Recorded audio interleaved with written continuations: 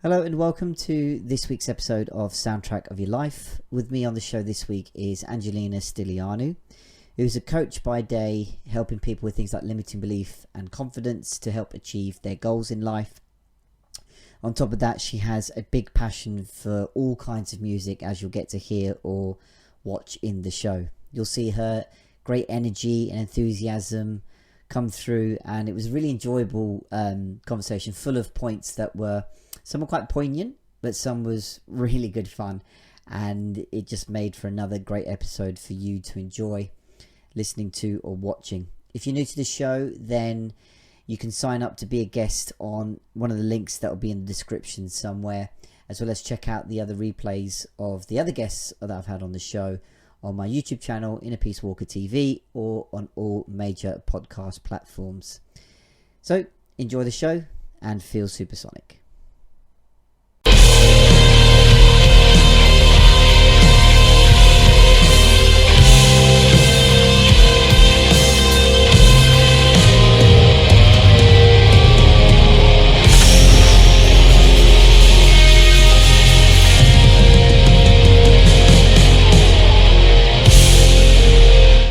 Hello there and welcome to the latest episode of Soundtrack of Your Life. If you've not seen or heard the show before, first of all, where have you been? But for those of you who are new to the show, this is basically where you take the mic and share with us your stories about how music in your life, so songs, bands, albums, soundtracks, theme tunes, you name it, have intertwined with moments, events, people, times in your life. Because I believe we've all got stories to tell when it comes to that kind of thing, whether it's the first dance at a wedding, the first album you ever bought, the song that reminds you of someone, something, somewhere. I thought, do you know what, let's just have a platform where we can all share it. So this is what it's all about. I have the great pleasure to introduce this week on the show Angilina Stylianou. She is a coach and entrepreneur by day, but when we spoke on our setup session, she's got a very clear passion for music and would like to share the stage today. So Angelina, welcome to the show. If you want to introduce yourself to everybody. Yeah, hi, Angelina or Angie, Angela or Doris, depends on where you know me from or how long you've known me, I guess. And I wanted to ask you if it's all right if I call you Vish. Perfect fine. Vish is good. Is Vish all right? Vish is good. Okay, good. All right, so I've been thinking about this obviously a lot, about how I was going to start this conversation. And I think a good way to start the conversation would be so last year it was my 45th birthday, and I've decided I've never been married, and I was never going to have a first dance. I was never going to have that big, getting everybody's, and I've got lots of friends all over the place. So I've got my best long-term friend, Hayley, she's in Leicester, and I've got my other best friend Gabs, she's in Colchester, and I've got people kind of all over the place because I've lived all over the place. And so I've never put everybody together before, ever. Some of my friends I've been friends with for like 20 odd years. They all know about each other, but they've never met. Right. I've got really good friends I've got friends all over the place. So I decided last year that I was going to, for my 45th, I was going to just have a massive big party. Nice. So it was right. It was 2022. So everybody had been locked down pretty much 2 years.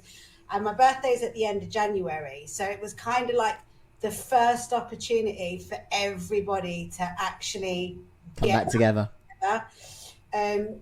So I had it was called Saints. I like planning parties and stuff anyway, but I called it Saints and Sinners. So it was fancy dress. Everyone made an effort. I think there was about 45 people there. It was busy. And I had fire dancers and a DJ and food and just really went for it.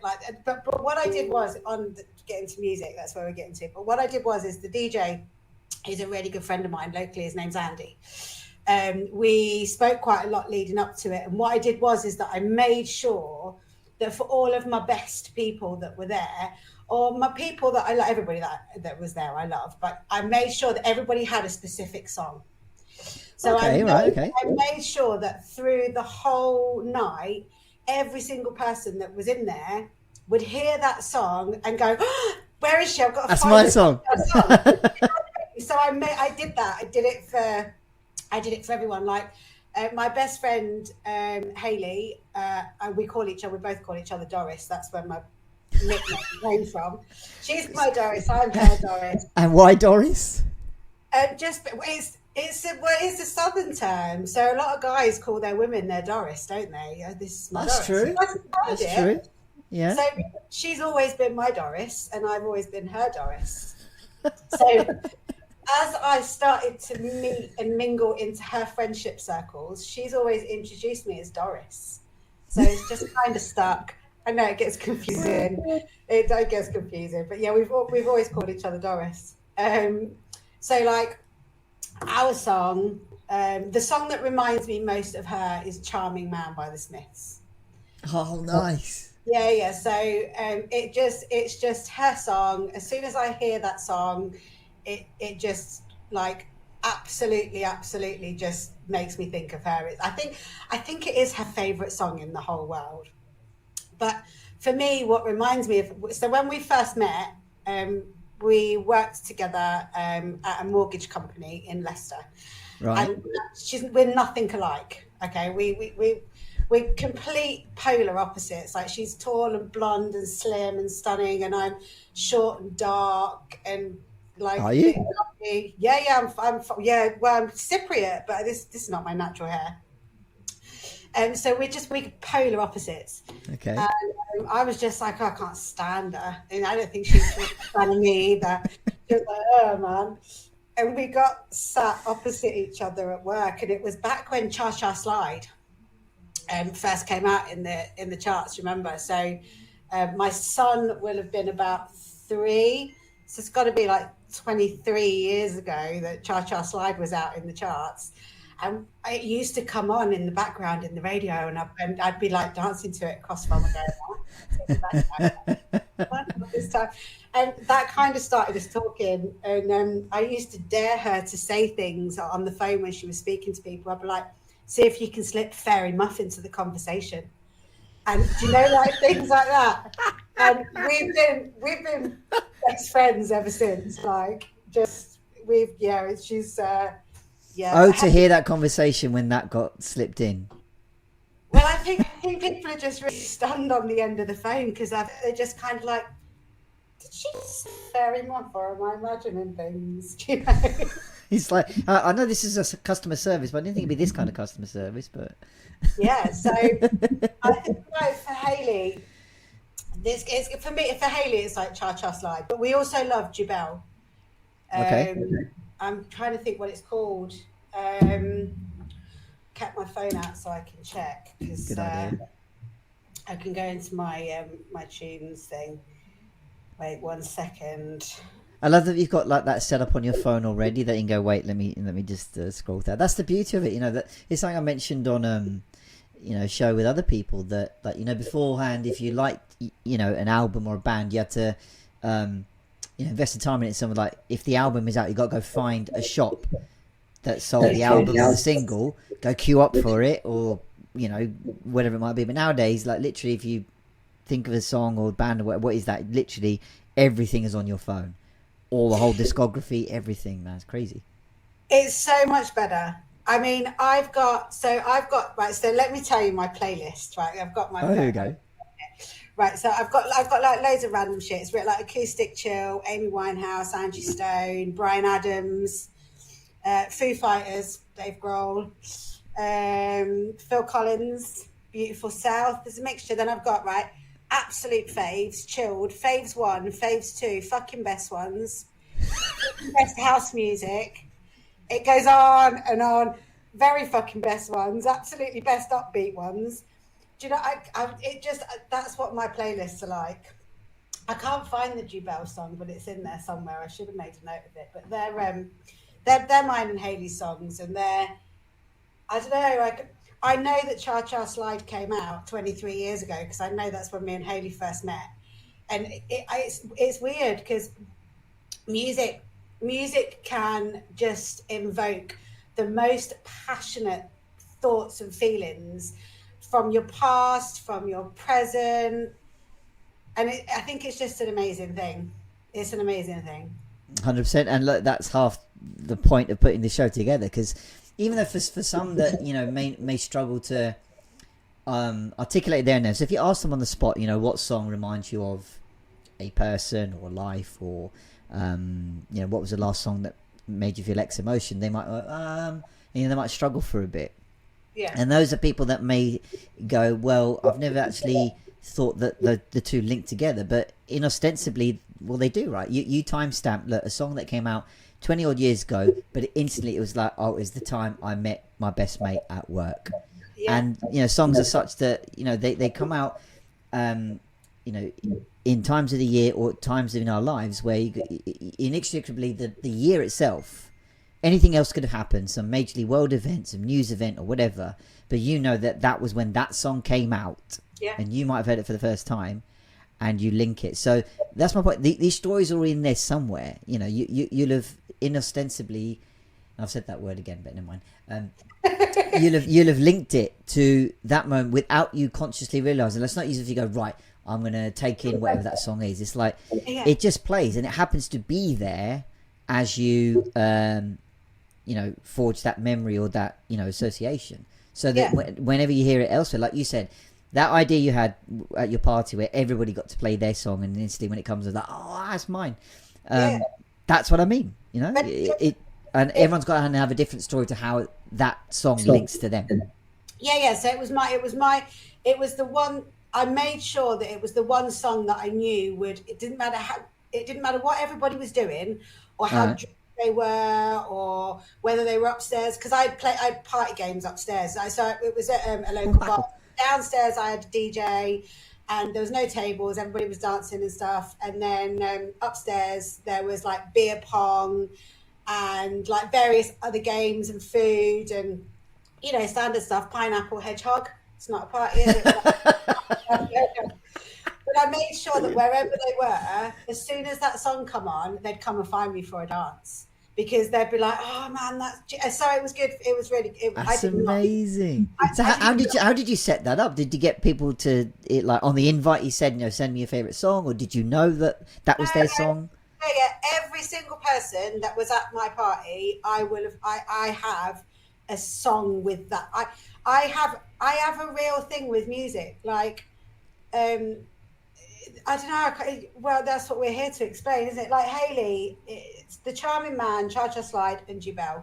Those songs are our songs. So I made sure. No, I didn't ask anybody to tell me what music they wanted. I played the song that I associate mostly with that person from like previous times when we've been out, or whatever.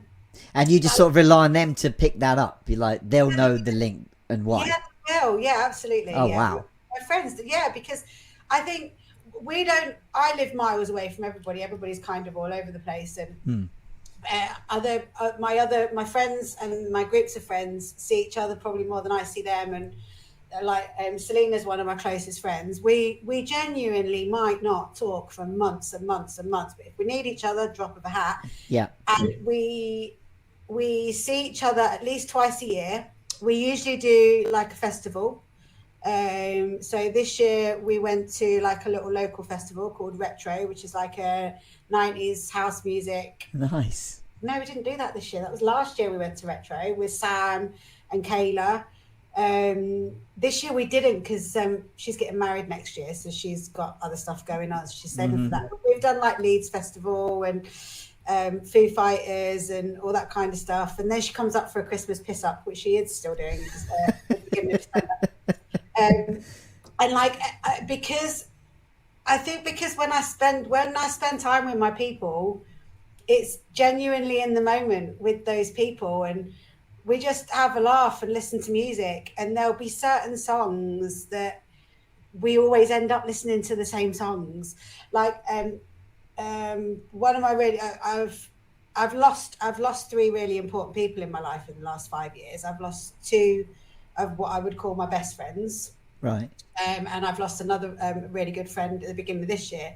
So me and Tamara was one of my best friends.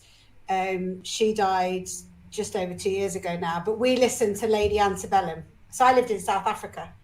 Oh wow, okay. Yeah. So I lived in South Africa, and I met Tamara through Solo, who's also gone now, when I was out in South Africa. And everyone was really unsure whether me and Tamara were going to get on, because she's from Israel. She was in like the Israeli army, and she was like fiery and feisty. And at the time, I'd gone through a really shit breakup. I was in a bad place, and they were like, them two are either going to get on really well, or it's just not going to work.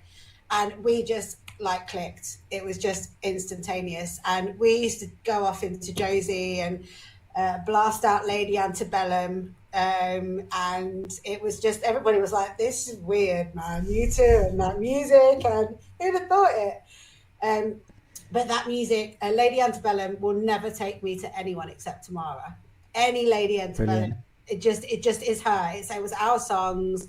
We got into I don't know how I'm still alive from South Africa. We got into so much trouble, but it was so much fun. And it's easier to talk about it now. I've got like a sad song list. Okay. And my sad song list is just named Solo, Tamara, and Rach, because they're through. So Solo died nearly 5 years ago now, or just over 5 years ago, and she took her own life, and that was just impossible. And we had a lot of songs. There was a lot of songs jointly that we had as a group for her. Things like, I've got them listed here. So like Evanescence, My Immortal, Wind Beneath My Wings, The Rose Bette Midler. And they were always her songs. But for me, it was Hold On by Oasis. When I was in South Africa, and there was me, her, and Ian, and we would be driving to wherever we were going to be working, and that would come on the radio. And I don't know, even back then, before any of like the shit happened, it was just a really poignant song for the three of us, and I think it always will be. And it wasn't. The other songs for Solo were songs collectively that were played at her funeral or that were already associated with her. But the Oasis Hold On song was very different. It was just a bit more personal between like the three of us. You mean Stop Crying Your Heart Out? Yeah. It's not called Hold On. It is called Hold On, isn't it? Or is it called Stop Crying Your Heart Out? So the one that starts Hold On, Don't Be Scared, You'll Never Change What's Been and Gone. Stop Crying Your Heart Out. Yeah, that is that, yeah. So... yeah, I think like it's weird, because for a really long time there were certain songs I absolutely couldn't listen to, because I just couldn't listen to them without, and I'm only just now getting to the point where those songs now are bringing and invoking happy memories rather than that sadness. And okay, but it's I think because I have I had another friend lose her battle with life and depression this year at the beginning of February, and I'd actually taken a bit of a break from Facebook, and she'd been helping me set up my website and helping me set up my business. But back at the end of December, beginning of January, she was having a bit of a hard time, and actually it's hard, man. The last message I sent her was, whatever happens, just remember to breathe. And that was the last message and the last contact I had with her. And then I think it was about the 10th or 11th of February, I thought, I'm just going to log on to my Facebook. And I logged on to my Facebook, and the first thing that I saw was that Rachel's funeral was going to be on the 4th of March. And I was like, hold on. And I think that fucking Solo dying hit me, Tamara dying hit me, Rachel dying hit me harder than, but I don't think it was that it hit me harder. I think it's because because of lockdown and stuff, there was loads of funerals that I couldn't go to. I couldn't go to my nan's, I couldn't go to Solo's, I couldn't go to Tamara's, and I think going to Rachel's funeral just brought all of that. It was like I went to everybody's funeral in one funeral. But they played a song at Rachel's funeral that I'd never heard before, and it's "Follow the Sun" by Xavier Rudd. Okay, I've not heard it, but okay. Okay, Wow. you should.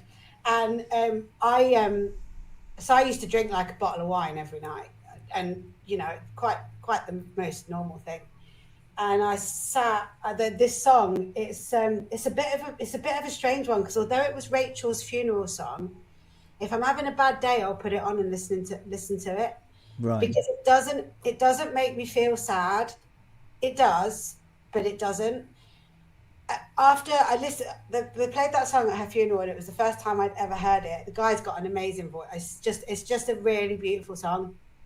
And I went after her funeral. I went and sat across the road at the pub, and I found the song immediately on my phone because I knew that I loved it and I knew that it resonated. But I cried all the way through Rachel's funeral. I wasn't really taking in what was going on, and Sure. I wanted to listen to what those were. I wanted to listen to the song properly, and I left the funeral and I went across the road to the pub, and I immediately put the song on my phone and I saved it to my Solo Tamara and Rachel playlist. And I immediately, because on iPhone you can flick it up, can't you? So you can see the words. Yeah. Lyrics. Yeah.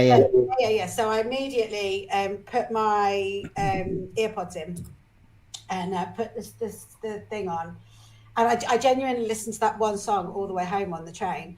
And I went and got a large glass of red wine, which was my favorite. I love a good red wine. And I went and got this large glass of red wine, and I listened to this song, and I listened to it again, and I listened to it again. And I thought, you know what? I need to make some really I need to make some changes here. I need to stop drinking every day. And I've got 3 really bright lights that are no longer in my life that actually I made a massive change that day. Like genuinely stopped drinking. I don't think I drank for about 3 or 4 months. I didn't even finish my drink in the pub. I literally just, from that day, and that there was just, and the song, there was just something about the song that I felt so incredibly deeply that resonated, that it just I don't know, it's really weird. It gave me hope. It gave me hope for myself. And it's amazing that music can do that. It's amazing that it's, I think I'm really blessed. I hear music and it gives me goosebumps, and I feel sorry for people that don't get that feeling. 100%. Do you know what I mean? 100%.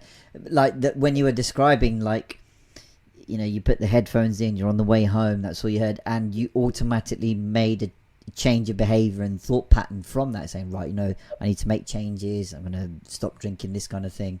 Yeah. And that you didn't set out to do that. You weren't going to listen to it and go, right, I'm going to change. But it just, and one thing I wanted to quickly ask on that is that, you said you didn't necessarily know what it was about the song, that having read the lyrics, that might have played a part. But I think as well, there's something about the musical composition of certain songs and structures that, hit you.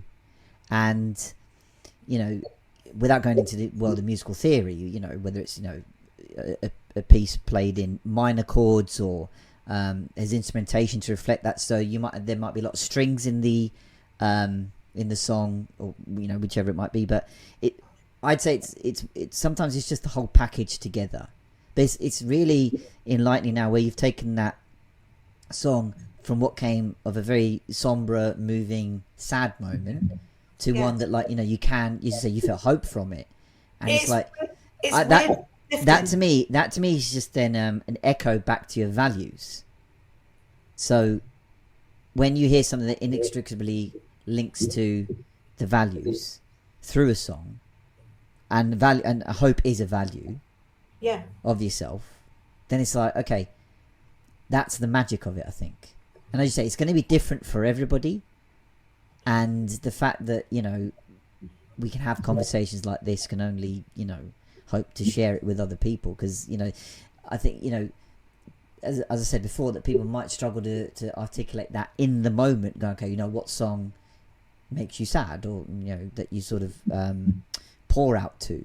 It's not, and people typically go to the stereotypical image of you've been dumped, or get a load of ice cream, or get a load of chocolate or whatever and sob. No, if that works for you, fine. I'm not here to say that's not cool or anything. That's to each their own. But it's this kind of story that's like, you don't know what it is per se, but it hits you. It's got a mouth organ in it. Wow. Okay. Wow. And it starts off by, I think it starts off and it says, follow the sun, which way the wind blows on this day's begun. Breathe in the air, set your intentions, dream with care. It's a new day.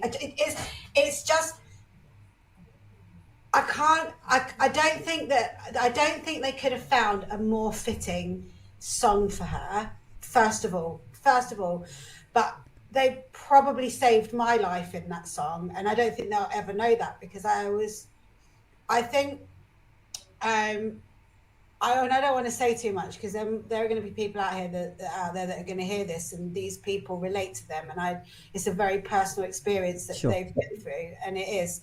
But I think that to openly say that probably if I'd have carried on drinking the way that I was, or if I hadn't have made the changes, and maybe, it would have been a detrimental twist in my life that could have led anywhere. And I think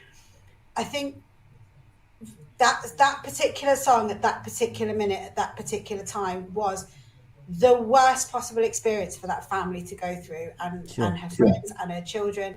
And I respect that, and I feel that right to my very core. But that song also walked me out of there and gave me a bit of hope for myself that I'd lost completely. I love that. I don't know what it relates, but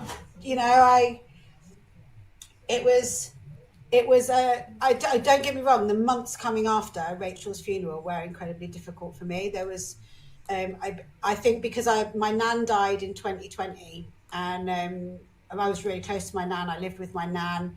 I had a very, very, very close relationship with her. And I know that my nan had been gone since 2020, but I don't think it really started to sink in until after Rachel's funeral, until I watched that someone's coffin go down. Yeah, 100%. Solo died, and I was really poorly in 2017. I was in and out of hospital, and I couldn't go to her funeral because I was in hospital that day having a procedure. And Tamara, she lost her life in South Africa, so I was in England, and it was right at the end of lockdown, so I couldn't go to hers. So going to Rachel's and was just a massive amount of incomprehensible grief that I really struggled with. And I spent a lot of time listening to a lot of music, a lot of really sad music. But then what I did do out of that was I built a new playlist. And I built the new playlist, and I called it Fucking Best Ones. Oh, brilliant. Yeah, and it's got Gravity, Josh Ritter, Homecoming, Mike Poisner, Took a Pill in Ibiza, Xavier Rudd, Follow the Sun, Van Morrison, Into the Mystic. What a great, do you know what I mean? And I started to build a more uplifting soundtrack, but one that memorialized people that I'd stopped listening to before because it made me sad. Okay.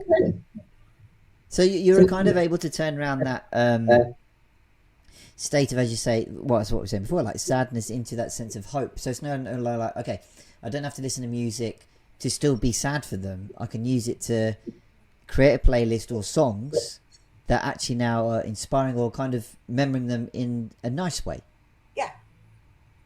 Like Dancing is Healing, Rudimental. And Tilted, Christina and the Queen. So what I did is that I looked at my friendships with those people, and I looked at other songs that we listened to that weren't emotional songs, that weren't Bette Midler and Evanescence, and those songs are all amazing songs, and they are really good songs. And sometimes I am an emotional twat at times. There is no question about it, right?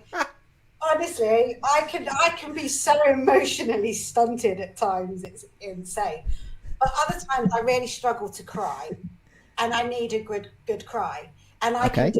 can play that playlist, the Solo Tamara and Rachel playlist, and bless all their hearts, they can have me in tears like that. And then I kind of feel this bit of a release that I just need a good cry. And I don't know why I need a cry. I'm bipolar, so my mental health can be very erratic anyway. And sometimes I can sit here and cry for 2 days and not know why I'm crying. And am I crying? I've got no idea. And then other times I can just really feel like I need to just get out this really massive, overwhelming emotion. And I will go to the playlist and just, like Michael Bublé, Home. When I lived in Africa, me and Solo and Ian, we all lived in a big house together. And used to like lay in the pool in the dark and listen to like Michael Bublé, Home, and then it wasn't sad. It was a good song, but now that's changed because it was a song, and I kind of wanted to, after Rachel's funeral, I kind of, and I did have a really like horrendous couple of months. Like I couldn't even have a conversation without crying. I had to take some time off work. And I work in business development, so a lot of my time is spent on the phone and then being rejected and being told to piss off. And in any other part of my life, I would find that I would take that incredibly personally. But when I get into work mode, it's very different. And I was getting to like 10:30, 11 o'clock in the morning, and I'd be in tears. Like I can't cope with I can't cope with these energies from people because my energy is just so depleted and Sure. and emotional. And I can't remember where I was going with that now. Music. So I decided that I was going to create a new playlist, a playlist that reminded me of the people that I loved that were no longer around, but not necessarily in the depressing sense. Yeah. A turnaround. Yeah. I really like that you've been able to take that experience and transform it to something else, because often we have I labeled this thing we do of linking a song to a moment or person as anchoring from the world of NLP, where that's essentially what the song is. It's a bookmark back to that place. But it's the first time actually a guest has articulated on the show probably that you've taken the same bookmark and changed the link to it. We change the narrative. Yeah, exactly. We have the power to do that, and I realised that really strongly. But it was a shame to me that it took such another pivotal loss in my life for me to take a step back and reframe things. But it took me a good couple of months of completely losing myself in order to do that. And I dealt with like I had not really close friends, but within the first 6 months of this year, 6 people that I knew had passed away. One like couple of old school friends, an ex-boss, Rachel, a friend of mine local, and so it was a really tough start to the year. And then, obviously, on top of that, I dealt with like this overwhelming emotion around the loss of Rachel and my friends, and I think I spent a lot of, it's weird because like normally I'd have like music on one of the speakers or on my telly in the lounge, but I spent a lot of time with my earpods in, just with music on as loud as I could possibly have it. And I don't know why that helped, but it's different, and it does. Absolutely, 100%. I mean, it's something I think you feel when you want to amplify what you're feeling. You're already feeling that strong sense of emotion inside you, and then you need that kind of external world to reciprocate that back to you. So whether that's through increased volume of whatever you're listening to even just literally like everything else can tune out for a second. Yeah. And I want to feel this very intensely. Now other people observing, I say observing, but watching might not get it. But that's when the moment becomes even more personal. You want to amplify it and almost repeat it as well. Look, back in my raving days, I was always the one right down by the front by the speaker. How I've still got any hearing is beyond me.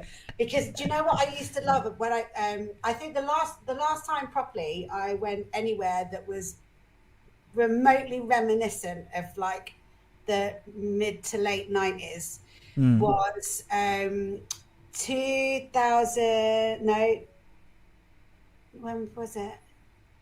When did I move here? 2015. So it was New Year's Eve 2015, Brixton Academy. Oh wow, okay. Noisier. So we watched the New Year in at Brixton Academy with Noisier. And then on the 1st of January, it was Fatboy Slim Smile High Club at Tobacco Dock. And they had too many DJs, right? Too many DJs were playing downstairs because they're at the main level at Tobacco Dock. And then downstairs underground in the car park was where they got the setup for too many DJs. And it was underground, it was in a car park, it was too many DJs. The sound system was outstanding. And I was right down the front with my friend Fran. And you know that there's that thing, right? There's that thing between listening to the music and feeling that beat in your soul. And yeah, by them speakers, it is a different feeling. And well, you zone out then. Yeah. You literally just go, right, I'm locking in this moment. If you join me, great. If you don't, that's up to you. But yeah, I know exactly. It's that. And then I've got the opposite end of the spectrum. So I moved up as this little village that I'm in West Yorkshire in 2015, and I moved into my current house I think in 2017. And then during lockdown, me and my neighbours, just our three houses, this whole end of the street, but our three, we got really close during lockdown. Right. I mean, we had quizzes, we had egg and spoon races, and we were respectful, but you know, we needed to keep. So I live on my own, and I think I'd like to think if there was like a little beacon of happiness shining out of the world during lockdown, it came from our corner of the street. Oh, that's nice. We had a really good time. Do you know what I mean? It wasn't. We didn't take the piss, and I'm not saying that we partied hard or we were respectful. No, but you're right. It was a very much a time where you had to keep some sort of sanity and contact with people. So where I live in West Yorkshire, the streets are quite narrow, and we've all got like little front yards. So Mike and Russ would stay in their front yard. We would then sit because there was nobody on the roads. The roads were empty, weren't they? So we'd then sit sort of a bit in the road, and then Rachel and Rich would sit a little bit. So it's Mike and Russ, Rachel and Rich, they'd sit a little bit over there, and we just made because it was the weather was glorious, we just made the best of a bad situation. Yeah. And then I have some very odd songs that I really love. Okay, here we go. Neil from the Young Ones, Hole in My Shoe, but it's not. It's not the A side that's the good side. It's the B side, Hurdy Gurdy Mushroom Man. It's a good one. Who'd have thought you'd have got the Young Ones quoted on this show? Brilliant. That's the point. I used to love this. Hands up, who likes Neil? Everybody puts their hands down. I'm sorry. I love the Young Ones. So yeah, and then we was out one night. It was quite late. I think we'd all had a bit of wine. And I'd said, we were talking about old songs, and I remember there was a song back in the early 80s called Grandma, I Love You. Okay. And it used to really upset me because I used to really worry back in the early 80s when I was like 6 about my nan dying, which was ridiculous because she lived to 98. But it was one of those songs, you know, when you were really young. But there was another one. And it was called It's Horrible Being in Love When You're 8.5, right? Okay. Now, I didn't think there would be another person on this planet that would know that song. And we were sat outside one day, we were just randomly talking, and we were talking about old songs. And I was like, oh, it's horrible being in love. And Russ was there. He was like, oh, it's horrible being in love when you're 8. And I was like, you are the only other person I've ever met that knows that song. So random songs. Me and Russ always duet Elaine Page and Barbara Dixon. I know him so well. That's right. Our song. And I always sing the wrong parts, and he always tells me off. There's lots of videos floating around of him shushing me for singing the wrong parts. And I think I've murdered Tina Turner, What's Love Got to Do With It, quite a few times. And I know Salt and Pepper, Push It, all the way through. I'm so tempted to get you to give us an extract of it now that you've mentioned both of them. There's probably some videos knocking around. I might dig them out for you. Oh, that would be quite the watch. I mean, you're so right to say these the silly songs, the funny songs. It's like most of the show and guests that have been on so far have obviously talked about, you know, enamored songs like on albums, well known. You know, you can get the depth of emotion that you bring to the story, but it is these random, funny, silly songs that it will only be, as you said, you and your mate that will get it. Yeah. Everybody else go, what are you doing? And no matter where you heard it from, whether it's childhood, you know, I think our childhood, I'm speaking as like someone from like the mid 80s onwards, you know, the early 90s, kids TV was rife with, you know, theme tunes and little songs and comedy as well, just littered throughout, where just like, you know, it'd only be a couple of you that would get it, and nobody else would go, okay, these, I don't know what's going on here. But you remember it as you go on through life, and even when you meet later on, it's like, you know, nowadays I think there's a whole, you know, they're remixing and revamping and restoring old stuff. Like, can you just leave it alone, please? Don't try and don't ruin it. Just leave it alone. You know, it's like, just stop. We don't need to CGI and 4K everything. Just leave it alone, right? As it was. But I love that you brought up random tracks, because they're sometimes the most fun to relate to. There are so many though. So my earliest memory of music is with my mum, right? So I've actually got all my mum's vinyl upstairs, and there are some. Let me tell you, there is some absolute classics in there. But when my mum used to have Pioneer separates, we all wanted them. She had the silver Pioneer separates with the turntable, and before CDs, obviously, because I was born in the 70s. So it was it was a double tape, amplifier, radio tuner, record player, and then she had a lot of vinyl. She had a lot of vinyl singles and LPs. And what we used to do is my mum used to, there were two massive big speakers. My mum used to put the speakers across from each other and turn them slightly inwards, and we used to lay on the floor in between, and she'd put records on. And that's where I think my very, very, very first love for a song was Prince's Little Red Corvette. Oh. I was very lucky to see him in concert. I'm absolutely blessed to have seen that man. I think, yeah, I'm so lucky. He was an absolute favourite of mine, and I think from a really, really, really little girl, I'm talking like 5 and 6, Little Red Corvette is a song that I think has lived with me through pretty much all of my life. It's just, why that song in particular? I love the sound, I love the riff, I love the, I don't know. I genuinely don't know.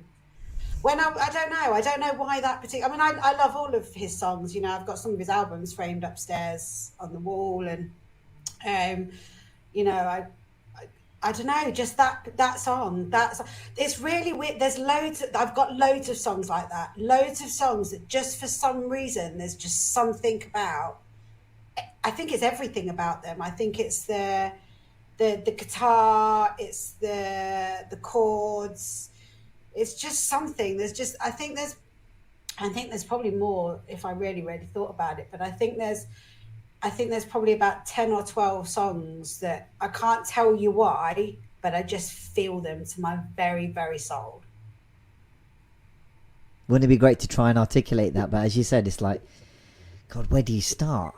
Yeah, there's just, I think as you get older, you can articulate why you love a song. But I think when something resonates with you at such a young age, I think that's really difficult to put into words, because it's not something you can voice. It's a feeling, and it's really hard to articulate a feeling when you're so young. Well, I wonder if that's the answer itself, because you know, in my space of personal development, I speak about the fact that as, you know, kids, we naturally feel every emotion that, you know, we experience through, you know, our environment, whatever, and we don't necessarily have a filter system yet to go, okay, that's an acceptable emotion, that's not acceptable from, you know, our caregivers. So we as kids, well, whether you're an adult or a kid, you will feel something naturally. However much you try and repress something, you will naturally feel it because that's you, that's your experiences. As kids, we also have that ability to express. As I said, we don't go, oh, hang on, there are people around, I better not display it, whatever. They will just express it. And often, it's through mediums like TV, music, and a product of our environment that we go, okay, wow, I don't know what it is, and you see it with kids, when they run around with some, in happiness, in sheer happiness, that I think most adults should do more, but that's another story, time for another tale. But as we grow older, we're like, okay, I might feel the same kind of things, and as you said, get more articulate and able to say why is this song or link into this. But as kids, it's like, I like it, that's just it. Yeah, and it's quite a rude song. it's not a song for 6-year-olds. I absolutely 1,000,000% did not understand that song. I bet I didn't fucking understand that song when I went to see it when I was 14 either, if I'm honest. But yeah, and I love Prince. He's one of my long term favorite, and George Michael, he's a really good long term favorite as well. And yeah, man, Prince. I was so lucky to see Prince. Like, where did you see him? So I saw him at Earl's Court in London. Oh wow! I saw him the Diamonds and Pearls tour. And I was 14, so my uncle was quite a famous jockey. Okay. And he had run a race for a trainer that was something to do with the Prince tour, and he'd got tickets. So they weren't just tickets; they were good tickets. Like we were right at the side of the stage, right at the front. And he did. I was like 14. He was half naked on a bed with these two half naked women that kind of came round above you with him singing. I'm like, what the people didn't give a shit about kids in the 80s and early 90s. I was going to say, though, what kind of show is this? What's going on here? I was talking to somebody about this the other day. I was saying that I'm sure if you were born in the 70s and possibly early 80s, you at some point narrowly avoided being kidnapped. Because no one gave a shit. We were kicked out in the morning and we weren't allowed back until the evening, and we were not where we should have been. True, that's very true, actually. People would be like, yeah, they'll be somewhere. And like now, it's like, can't move into the next room without being monitored and surveyed. And in some cases it's good, but we used to pay, I think it was like £1.20, and we used to get a full day travel card on the London Underground, and we would like go to the Trocadero. I auditioned for a West End musical once. Okay. We just walked in off the street. It was Joseph and his Technicolor Dreamcoat. I can't sing. My mate couldn't sing. We were about 12. We thought it'd be a good idea, so we just did it. We got kicked out, but I sang in a theatre. The world doesn't know what it's missed. Maybe you should come back and try then. Go back, There are many of my friends out there that are shaking their heads right now. They really, really are going, just no, don't do it. I don't know, Angie. I think the world could be ready for someone like you now. Get rid of all this auto-tune and stuff. Get the real deal out there. So every year I ring most of my friends on their birthdays and usually sing at them. So brilliant. It's true. So Hayley will be like, she'll be like, you're ringing to sing, aren't you? And I'm like, oh yes, I am. No, it's bad. It's real. Although there are some songs that I can really belt out quite well, and it's when I'm not, if I'm a bit tipsy and I'm not conscientious of my quick voice. Where's the wine? Quick, where is it? No, don't. Like, I'm drinking chai latte, cold chai latte. It's not going to get me drunk enough to sing, let me tell you. There are some songs. Kid Rock and Sheryl Crow, Picture, is one that I like. And I'm quite good at singing, but I need to be drunk. Right, I think we'll have to get you on another show to do a live session then. Literal proper live session. The fact that you've said you've got this song and then that song and then just needs to I'm telling you, we can then send this off to let's not send off X Factor. We can make a fortune on this. And is that even going on? I don't know, whatever. It's not going to happen, honestly. If you heard, you'd be like, yeah, we made a mistake. No. No, they don't need all this auto-tune faff and stuff like that. I've got this thing that makes everything sound better. So listen, in modern technologies, there are a load of good things, like, you know, as you said, the sound popper and all that kind of thing. But, you know, actually, a guest a couple of weeks ago on the show, probably not, I don't think on the show, but in another post of it, said that things like auto-tuning have, in essence, ruined a lot of today's music, because it's very much like a homogenized product, and it's all about now what's going to make the most money rather than make the most kind of like cultural impact or lasting. Like you talked about artists like Prince, George Michael. It's been what, 30, 40, 50 years since they were around, yet you still talk about them today. Of course. Can you really see that many artists of today being spoke about years down the line, even in the immediate future? I know, I agree. I mean, I thought it was just me, and it's something I've been really, since I said I was going to come on here and chat with you about music, I've been kind of thinking about it quite a lot, because I've realized over the last few weeks, or the last week or so, since I've been listening to my music, that there isn't a whole lot of new music in there. I think quite possibly there's a few dance tracks in there, like Rudimental and stuff. Imagine Dragons, they're pretty new, right? Are they pretty new? But I don't know whether I don't know if this is going to be a little bit controversial, and I'm probably going to kick myself afterwards, because, like, I've been thinking about this. Like you say something and afterwards you think, shit, I forgot about that person. Yeah. I think the last really influential person to come out of modern times that will last is Amy Winehouse. Yeah. I can see why you'd say that. I think her unique voice, I think her early stuff before she got famous, the stuff that's raw, is just, there's nobody else like it.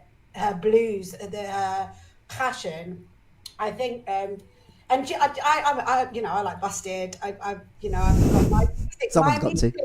Yeah, Hanson. Have you heard the latest version of Mbop? They re-released it a little while ago. Again? Oh, here we go. I was saying that reproducing old 90s stuff. Here we go. Yeah, have they done it? Yeah, it's actually really good. But I like Tony Sedaka and Fergal Sharkey. A good heart these days is hard to find. There you go. A little snippet. There you go. You can sing. Taste is eclectic, honestly. So, no, I get why you say Amy Winehouse, because have you seen her documentary? Yes. Yeah, I mean, that is the same makers made the Oasis documentary Supersonic, so you can see the cinematography they've done it, and it's not just a typical piecing together. They go into really great detail without making it into talking heads format, which I really like, right? And you just get from these documentaries the sign that these bands and artists, they're forces of nature that they come along maybe for a short while, in Amy Winehouse's case, and other artists, but the impact they left behind is such that, as you said, you struggle to think of someone else again. Now look, people can then point that, but what about people like Ed Sheeran, Adele, Coldplay? Great artists in their own right. Not I'm stemming away now from saying that's wrong and this is right. Look, if that's what gets you going, all good. But as you said, it's who's going to last. Yeah, it's not about longevity. Well, it is a bit about, because it is about who's going to last. But what I was saying with Amy Winehouse is, I think Ed Sheeran. Do you know what I love about Ed Sheeran is, and I don't know what you call it. And I watched his documentaries not long ago, and there was a lot of what he was going through with losing his friend that really resonated. Yeah. And I found it. I connected to that video, and I think it helped me quite a lot, to be honest. But I don't know what you call it. But he obviously, when he's on stage, he does all the music bits himself. What is that? Yeah. I've seen it. It's quite extraordinary. That is. I mean, right? That blows my mind. Like, seriously, that blows my mind. He is an outstanding musician. But he's very different to Amy Winehouse. Amy Winehouse wasn't just outstanding, she was fucking unique. She was talented in a way that I think even the likes of Ed Sheeran would say, yeah, man, she's different. It's a complete. She's up there with like Kurt Cobain was genius. He was just an absolute genius. He was. That's it. There's no other way. I think there's this raw musical talent that I don't think the world is ready for, and that's why we only get a little bit of it. You what you accentuate on top of is like if you've seen these artists talk, you know, from a couple of interviews or whomever, they're the kind of reluctant geniuses, which makes it even more mind blowing too. Like, you know, Kurt Cobain did not really get to grips with the stardom, struggled with it. It's like, I can't be arsed with all this. And, you know, interesting when you mention Ed Sheeran, yeah, he's technically wow, because I went to see him live years ago, and he'd first of all start off with just recording a tiny little guitar loop. You have his little device that does that, and then that's going for a little bit, and you're like, okay, what's this going on to? And then he flicks something else on and flicks that thing on and tweaks that, and then gets that going, and then it all spills out bit by bit by bit by bit, and you're like, okay, wow, it's building and building and building. But these other artists, they kind of strip away all that, but they just deliver you the material straight away. It's like, you know, if you akin it to like boxing, it's like, you know, Ed Sheeran might be someone that like jabs you here and there, you know, keeps jabbing you, but, you know, an Amy Winehouse or a Kurt Cobain or a Liam Gallagher or whomever will come up with it, literally just like knock you out in one hit, and he's like, whoa, shit. Yeah. And it's just the power of it, and you know, that's what I you know, see a little bit lacking nowadays. You know, not necessarily knowing obviously every artist and genre and taste out there, but it's interesting that so many guests on this show that have come on so far have all come back to those kind of artists and bands that they link to. You know, as I said, the same guest I had on 2 weeks ago, we went through just like a whole hour of classic 70s bands, 80s bands, 90s bands. Like, you know, he came from like the Black Sabbath days and Iron Maiden and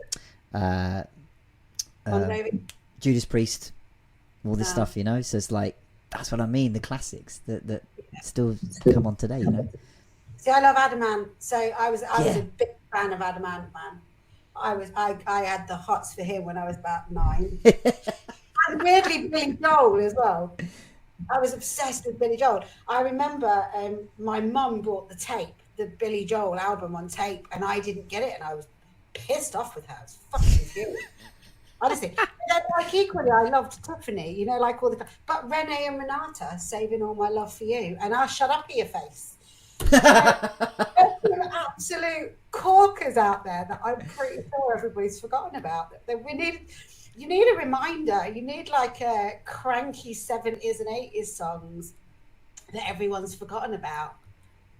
Listen, those eras produce all range of classics, you know, from you know, weird earworms to like, you know, long standing stuff. And you know, the one thing I will say for today's landscape as well is that we mentioned before, you know, they keep touching childhood classic stuff and ruining it, but in some regards to music, I think there's a little bit of the other side there where, like, you know, last week I found this covers band who do their own material but do a lot of covers too, but they like took say like Staying Alive by the Bee Gees, and they've made like a disco metal mix with a female vocalist, which is ridiculous.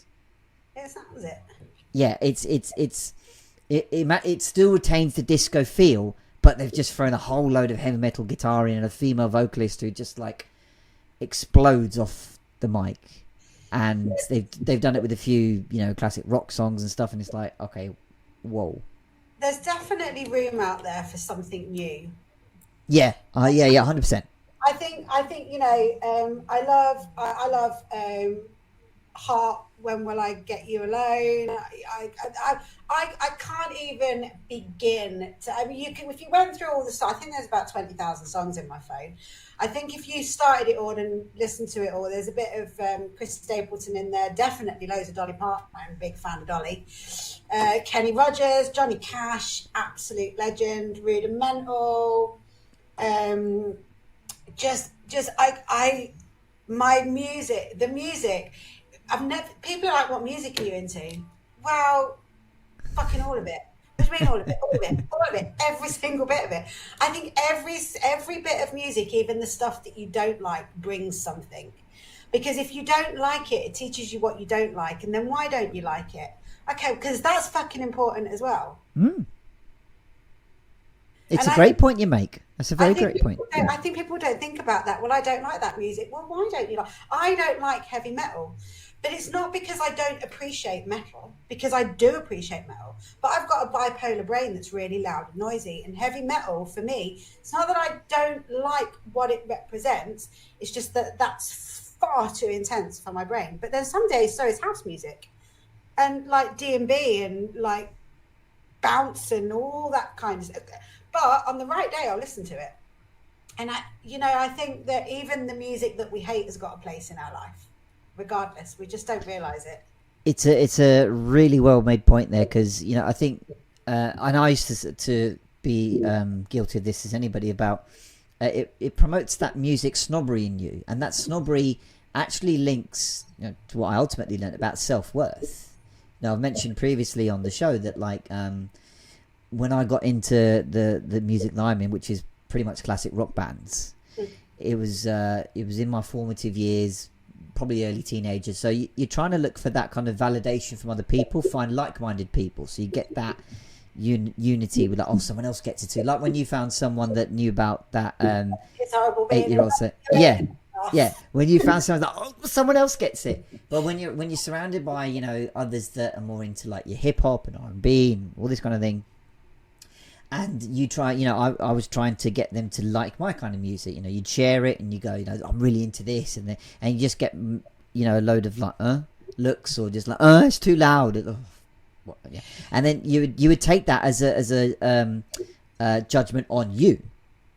So, rather than the music, you're like, well, am I, you even question yourself a bit, like, well, should I be listening to what they're listening to, and this kind of thing, and their music is shit and I don't get into it, and what's it all about, and this music is the right music.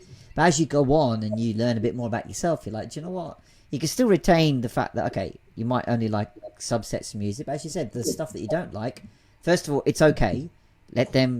Everyone's free to enjoy what they want to. There's no like, whether you think something's better than another is all subjective.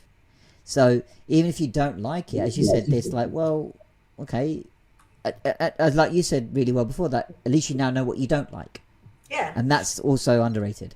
I think music genres were really dependent on the decade, and I beg, go with me on this one, right? Okay. So like 70s, it was all very retro, like you think of the 70s music. We couldn't reproduce that style now. We couldn't reproduce that sound. There's no way we'd get near it.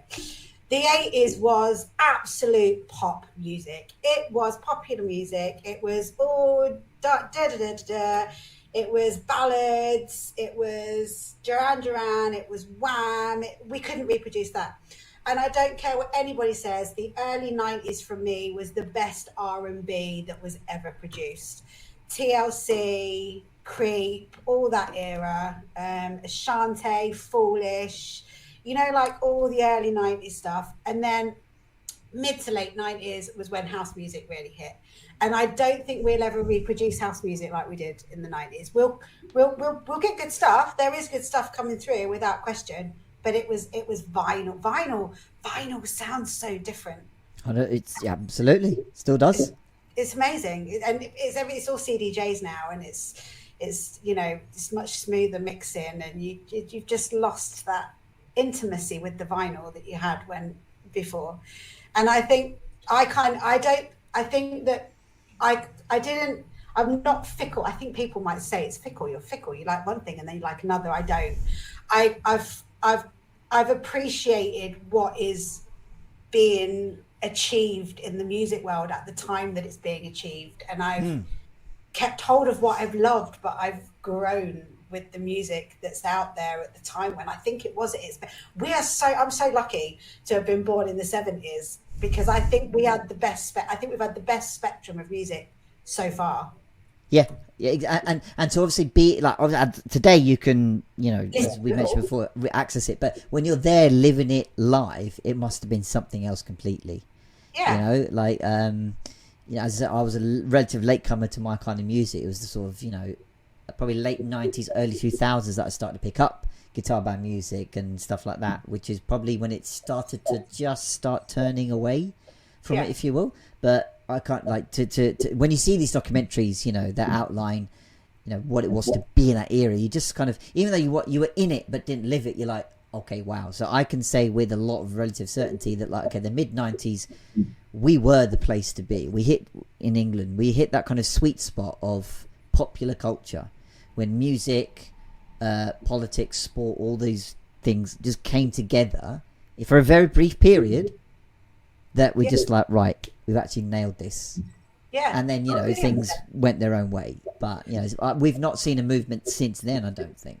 Do you know what I think we are lacking? I think we might be lacking songs based around cricket.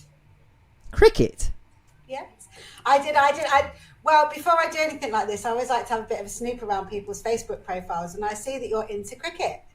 Oh, here we go. Okay, yeah. There's never been a cricket song. Has there been any cricket songs? Come on, Dreadlock Holiday. What? 10cc, Dreadlock Holiday from 80s, I think, 70s, 80s. Check it out. 10cc, Dreadlock Holiday. Very, like, smooth reggae style, like, very famous song. That's I Don't Like Cricket. Oh, no. I don't like cricket. That's the one. Oh, no. Yeah. There you go.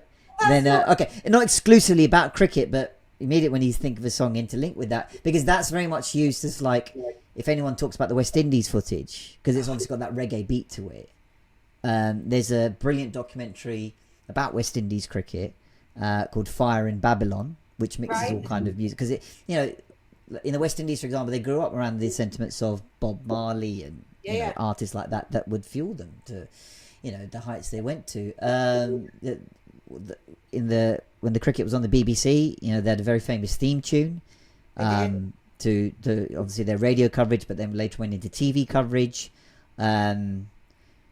So yeah, I mean, look, when they have tournaments, they do have like a World Cup song. So incidentally, the Cricket World Cup is on at the moment, and India, they've made a World Cup song which is in there.